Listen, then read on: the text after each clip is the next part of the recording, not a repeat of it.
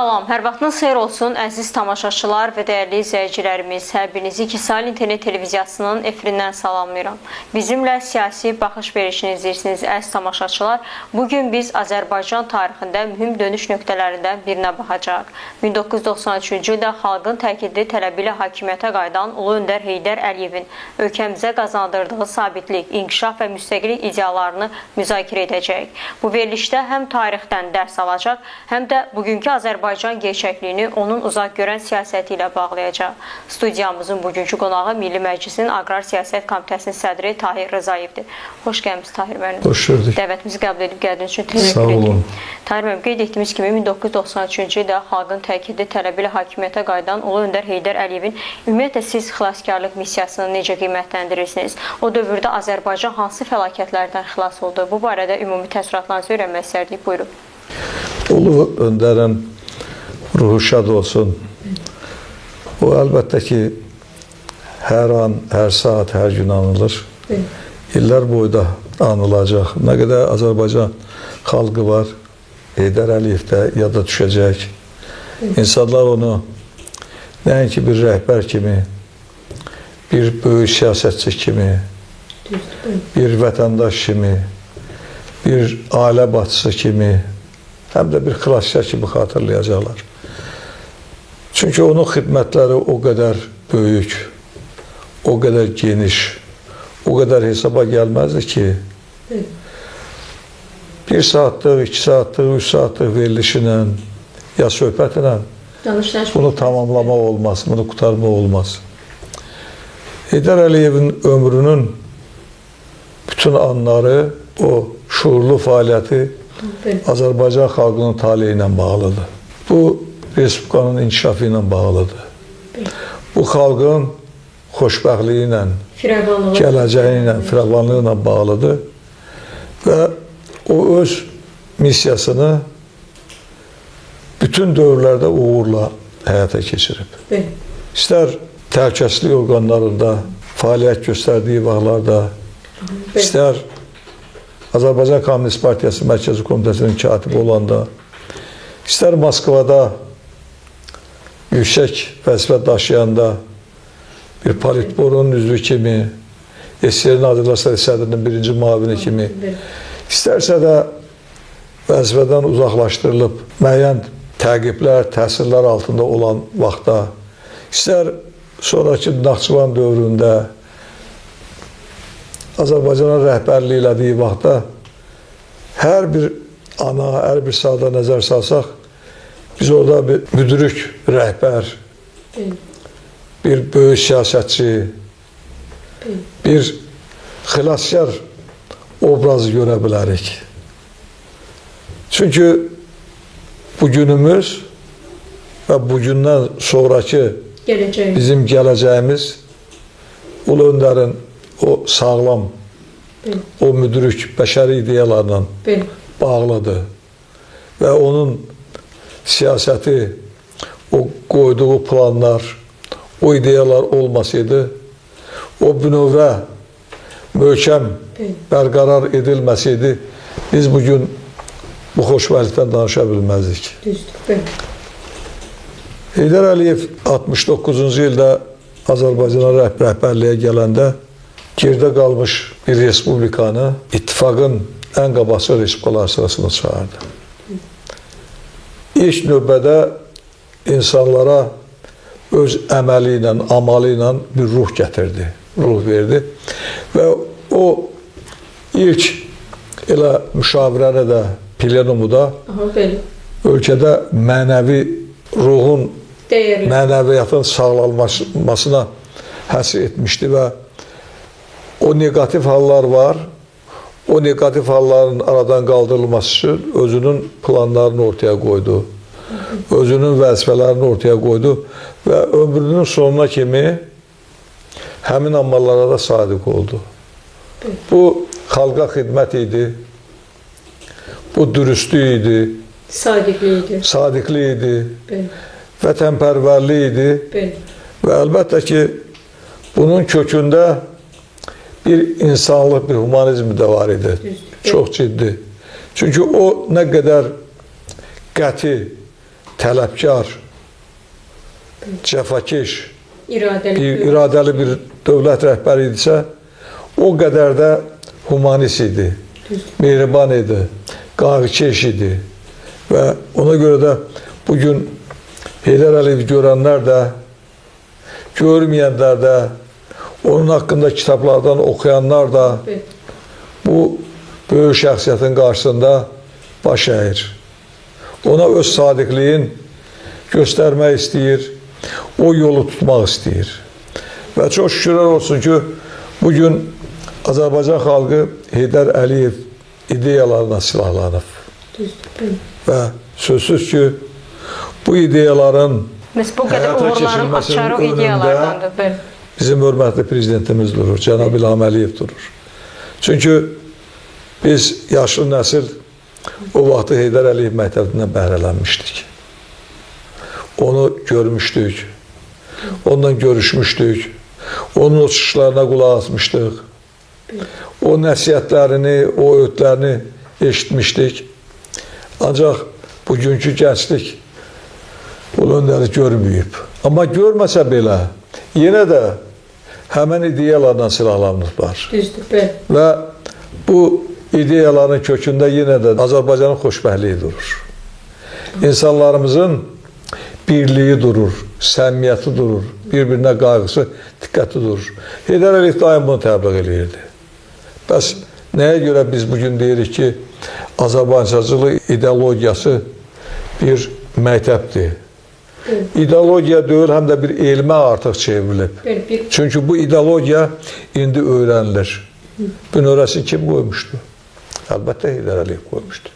Gənclərə qayğı hardan qaynaqlanırdı? Heydər Əliyevin əməllərindən qaynaqlanmışdı. Ölkəyə məhəbbət, orduya xidmət, yeni kadrların hazırlanması, bu ideyalar, bu amallar hardan gəlirdi? Heydər Əliyevdən gəlirdi. O vaxtı Azərbaycanlıların ali məktəblərə, Rusiyanın ali məktəblərə göndərilməsi ideyasını ilk qarşıya qoyan və ona əməl edən Heydər Əliyev olmuşdu. Azərbaycanda hərbi məktəbi yaradan Heydər Əliyev olmuşdu. Azərbaycanda iri müəssisələri, sənaye müəssisələrini yaradan Heydər Əliyev olmuşdu. Azərbaycanın kənd təsərrüfatını yüksək səviyyəyə qaldıran, ittifaq səviyyəsində öncəl yerə çıxaran ulu öndərimiz olmuşdu. Bunun hamısı təşkilatçılıq, tələbkarlıq, əzmkarlıq istəyirdi və Heydər Əliyevdə bu qüdrət, bu cəsarət, bu iradə var idi. Və Tahir müəllim, qeyd etdiyimiz kimi 1993-cü ildə xalqın təkidi tələbli hakimiyyətə qayıdan ulu öndər Heydər Əliyev və 1993-cü ili siz necə xarakterizləyirsiniz? Bilirsiniz, o dövr biz görmüşük, siz görməmisiniz. O dövr ən ziddiyyətli dövrdür. Ən çətin bir dövrdür. Mən yaxından şahid olmuşam həmin dövrün o ziddiyyətləri ilə, o vaxtı bir raykom katibi işləyən bir adam kimi. Hakimiyyət yox idi. Həcməzlik idi. Özbaşınalıq, anarxiya, xaos baş alıb gedirdi. Çörək çatışmırdı. Büdcədə pul yox idi. Silahlı o qruplaşmalar hər bir rayonda, hər bir kənddə bütün hərəkətləri eləyirdilər. Və Azərbaycan elə bir vəziyyətə düşmüşdü ki, artıq parçalanırdı. Ayrı-ayrı silahlı birləşmələr, siyasi partiyaların hər birinin özünün bir hissəsi var idi, silahlı hissəsi var idi. Silahlı toqquşmalar, qruplaşmalar belə. Bəli, təxribatlar törədirdilər. Biri xarici ölkəyə xidmət edirdi və xarici ölkələrin Azərbaycanda böyük marağı var idi və birinci maraq o idi ki, Azərbaycan parçalansın, Azərbaycan dağılsın. Buranın yerüstü, yeraltı sərvətləri hər zaman belə digər qüvvələr göz dikmişdir. O qüvvələrə, o ölkələrə qismət olsun. Heydər Əliyev bunu görürdü. O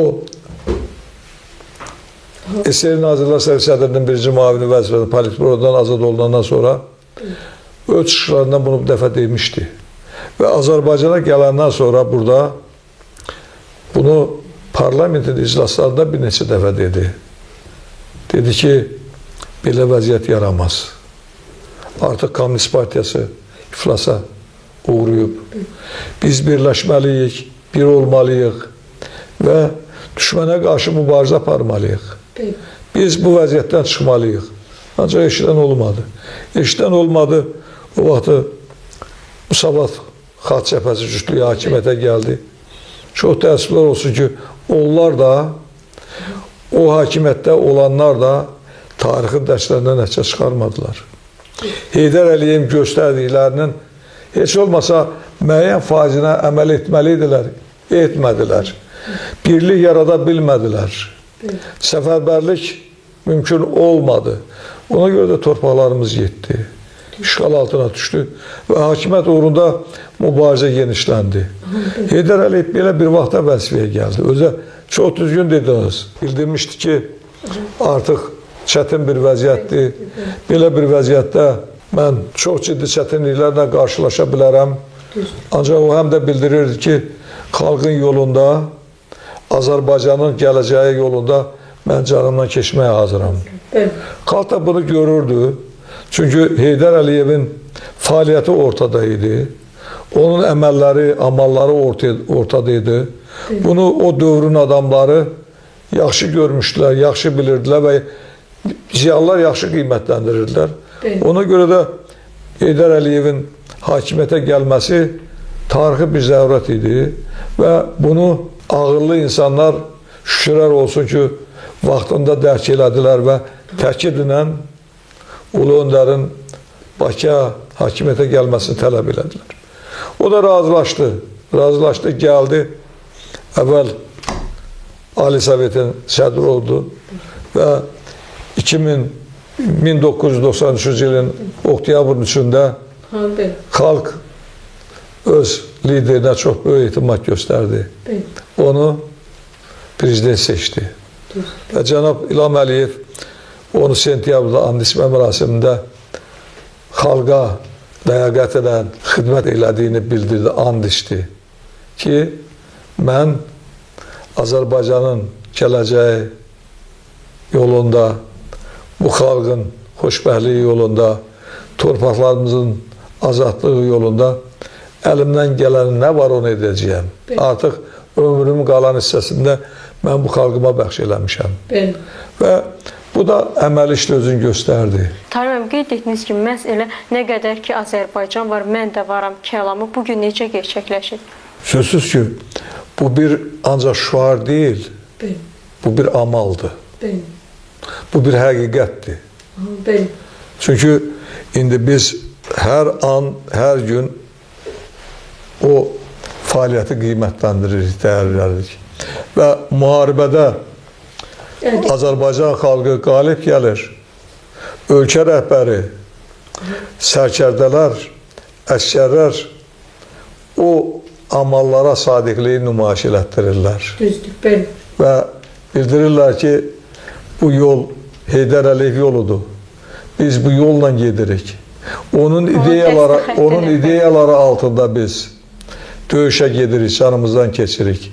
Və cənab prezident də bunu öz çıxışlarına dəfələrlə deyib ki, bugün Azərbaycan xalqı, Azərbaycan ordusu, hər bir insan, hər bir gənc Ulu Öndərin ideyaları ilə silahlanıb, ona görə də biz döyüşlərdə qalib gəldik. Çünki yenə deyirəm, o baza var, o baza ki, o vaxtı bu vətənpərvərlik tərbiyəsi yüksək təşkil olunub. Bax, döyüşlərdə biz qələbə qazandıq. O qəhrəmanlıq göstərənlərin əksəriyyəti, zabit heyəti o vaxtı Heydər Əliyevin yaratdığı Maksimaliski hərbi məktəbinin məzunları idilər. Bilirsiniz mi? Olmasaydı, əlbəttə ki, belə qüdrətli bir ordu yaratmaq mümkün olmazdı. Və böyük müəssisələr vardı. O müəssisələrin bugün işləməsi iqtisadiyyat üçün böyük fayda verir. Dərin Özürlər zavodu, bax, bugün neft hasilatında çox böyük rola malikdir. O vaxtı çəkilən yollar, tikilən məktəblər, mədəni, tibbi müəssisələr əlbəttə ki, bugün üçün bir bünövrədir, inşamıza bir təkandır və onun üstündə biz inkişaf edirik və ona görə də Cənab Prezident bütün çıxışlarında deyir ki, biz uğurlarımız üçün, nailiyyətlərimiz üçün, qazandığımız bu qələbələr üçün ulu öndərimizə borçluyuq. Onun qoyub getdikləri bizə bir məktəbdir, bir dərsdir. Bu həqiqətən də belədir. Və kim inanmırsa, əgər ulu öndər nə qədər Azərbaycan var, yaşayacaq, gəlsin onun fəaliyyətinə bir nəzər salsın, baxsın. Görsün ki, haqqında nə qədər kitablar yazılıb, nə qədər əsərlər var və bugün balaca məktəbli də onun şəklinin qarşısında baş əyir. Və deyir ki, mənim babam və mənim xilaskarım. Bunu bizim böyüklərimiz təbliğ edirlər, bizim məktəblərimiz təbliğ edirlər ki, doğrudan da ulu öndər o vaxtı hakimiyyətə gəlməsəydi, prezident kimi bu dövlətə bacarıqla rəhbərlik eləməsəydi, bugünümüzdən söhbət gedə bilməzdi. İndi Azərbaycan da bir çox ölkələr kimi çox pis bir vəziyyətdə olardı. Biz müharibələri görürük. Bu müharibələrin timsalında biz o keçmişə baxırıq. Və Heydər Əliyev o dövrdə vəzifəyə gəlməsəydi, vətəndaş müharibəsi olmalıydı. Və bir prezident kimi neft kontraktın imzalamasaydı, bugünkü inkişafdan, neft strategiyasının uğurla həyata keçirilməsindən danışmaq mümkün deyildi. Tamam, neft kontraktı məsələsi ümumiyyətlə Heydər Əliyevin imzaladığı əsrin müqaviləsi sənədini təkcə iqtisadi kimi deyil, iqtisadi bir sənəd kimi deyil, siyasi sənəd kimi necə xarakterizə etmək olar? Siyasi sənəd odur ki, biz həm iqtisadiyyatımızı qazandıq, inkişafına nail olduq, büdcəmizə pul gəldi, həm də Azərbaycan beynəlxalq aləmə çıxdı, beynəlxalq aləmdə tanındı. Neft şirkətlərinin, dünyanın ən böyük neft şirkətlərinin Bakıya gəlməsi, o müqaviləyə imza atması Heydər Əliyevə bəslənilən hörmət və ehtiram nəticəsi idi.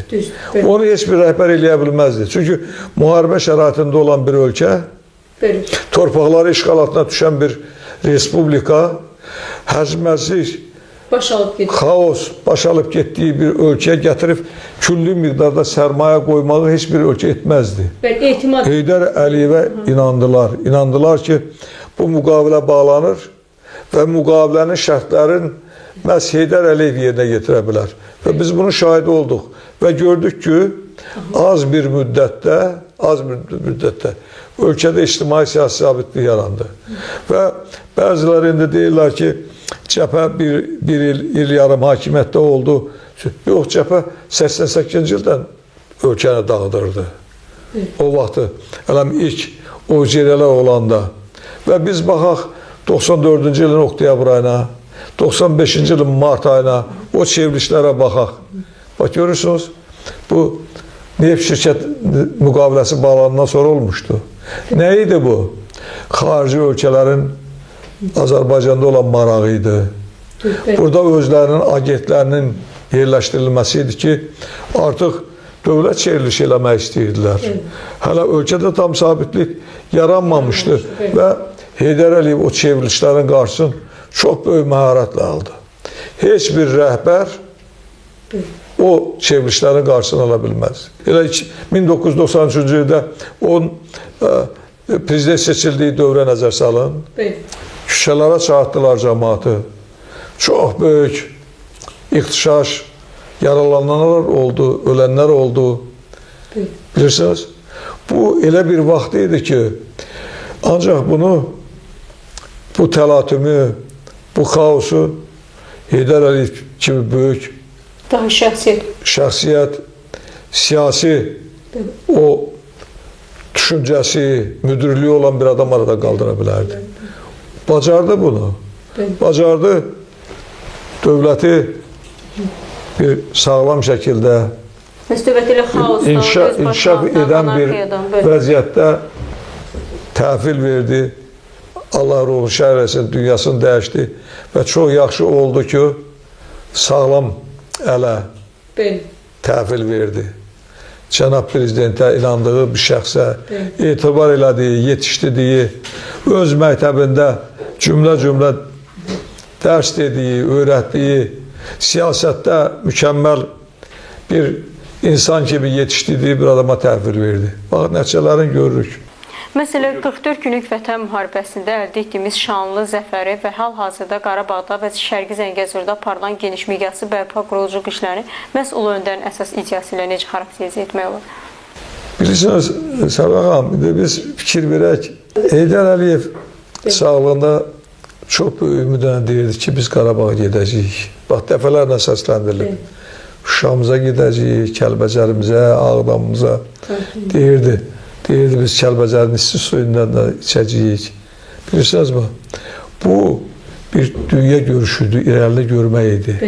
Düz o vaxtda mümkün olmadı. Azərbaycana təsirlər çox böyük idi. Həddindən artıq böyükdür. İqtisadi inkişaf o qədər sürətli deyildi. Müəyyən birlik o qədər təmin olunmamışdı. Beynəlxalq aləmdə indiki kimi biz tanınmamışdıq. Bizim indiki kimi qaz kəmərlərimiz Avropanın 10 ölkəsinə, xarici 14 ölkəyə gedib çıxa bilmirdi. Yüksək biz təşkilatçılıq, ondan sonra güclü ordu yarada bilməmişdik. Ona görə də amma Heydər Əliyev görürdü.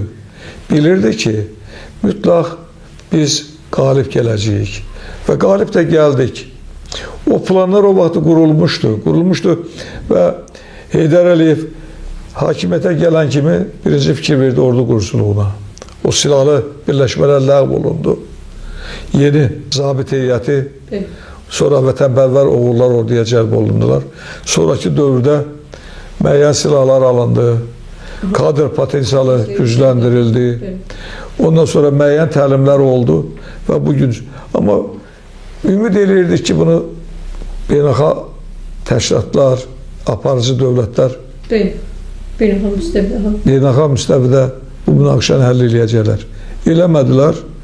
Eləməyəndən sonra biz Azərbaycan öz gücü hesabına, Cənab Prezidentin o düşünülmüş planları hesabına güclü ordu xalqın birliyi nəticəsində qalib gəldi və sözsüz ki, qalib gələndən sonra da Ulu Öndərin arzularından biridir ki, o torpaqlar alınsın, insanlar o torpaqlara getsinlər, o torpaqlar abadlaşdırılsın. Bax, həmin arzular da bugün həqiqətə qovuşur. Cənab Prezident indi Qarabağda, Şərqi Zəngəzurda gör nələr yaradır. Görün orada nələr var.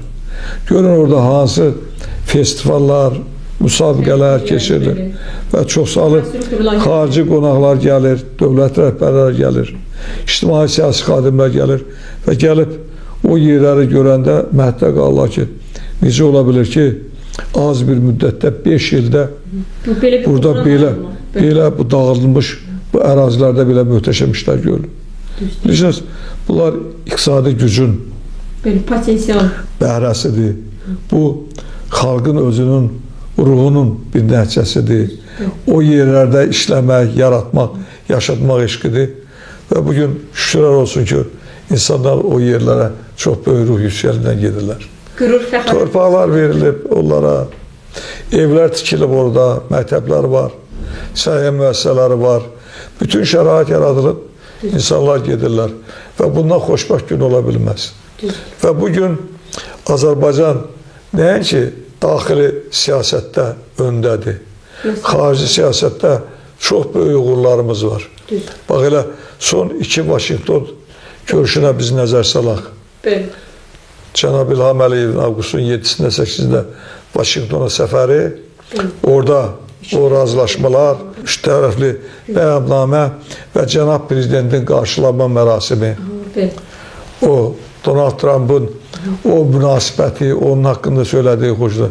Eləcə son BMT-nin başlasam 8-ci sessiyasındakı o görüş, Cənab Prezidentin orada verdiyi bəyanat, o sülh, Mesajlar. demokratiya, azadlıq, insan saadəti, ikili standartların aradan qaldırılması, Norma və əməllə prensiplərə sözün Aha. bir olması və bunlar hamısı Heydər Əliyevdən qalma Gələn ideyalardır, ideyaların gələn varisləridir. ideyalardır.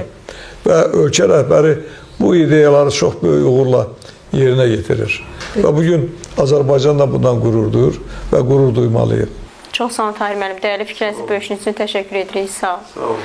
Belə əziz tamaşaçılar və dəyərli izləyicilərimiz, bugünkü verilişimizin sonuna gəldik. Nəzərinizə çatdırmaq istərdim ki, studiyamızın bugünkü qonağı Milli Məclisin Aqrar Siyasət Komitəsinin sədri Tahir Rzayev idi. Gələn görüşlərə dək.